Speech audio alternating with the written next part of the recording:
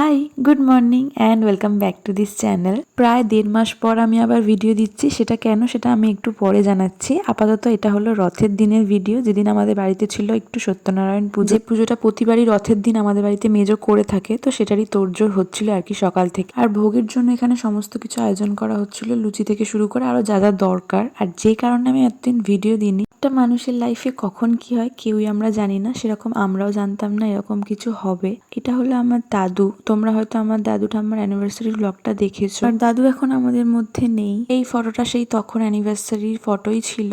তো আমি আজকের দিনে ভিডিওটা ছাড়ছি, আজকে 1 আগস্ট, আজকে আমার ঠাম্মারও মৃত্যুবার্ষিকী। তো এই দিনে আমি ভিডিওটা পোস্ট করছি। আর সবের মধ্যে কোনো ভিডিও বানানোটা এটা আমার উচিত বলে মনে হয়নি। আমি জাস্ট এইটুকু ক্লিপ তোমাদের সাথে শেয়ার করছি। এটা আমাদের ভাষাতে হয় মোমবাতি জ্বালিয়ে। যাই হোক, এই টপিকে আর বেশি কথা আমি বলতে চাই না। যাই হোক, এবার মেন ভিডিওতে ফেরা যাক। যদিও এই ভিডিওতে হয়তো এইসব কথা বলা আমার উচিত হয়নি, বাট আমার কাছে আর কোনো ভিডিও নেই যার থ্রুতে আমি তোমাদেরকে এইসব জানাবো। কথা বলতে বলতে তো অনেক কথা বলে ফেলেছি। এখন মেন পুজোতে ফেরা যাক। ঠাকুরমশাই চলে এসেছেন আর এখানে সিন্নিটা উনি মেখে নিচ্ছেন। এখন কি সুন্দর করে গার্নিশ করা হচ্ছে, এটা দেখে হয়তো এখন অনেকেরই লোভ লাগছে। যাই হোক, তারপর পুজোয় বসে গেছিল মেজজুটি। আর এদিকে এ হাসছিল না কাঁদছিল কেউ বুঝতেও পারবে না, এমন ভাবে হাসছিল। যদিও মেজজুটি এখানে একটা কাণ্ড ঘটিয়েছিল, যার জন্য আমরা এত হাসছিলাম সবাই মিলে। তো তারপরে পুজো প্রায় শেষের দিকে, এরপর শুরু হবে হোম, যেটা এই পুজোর মেইন পার্ট।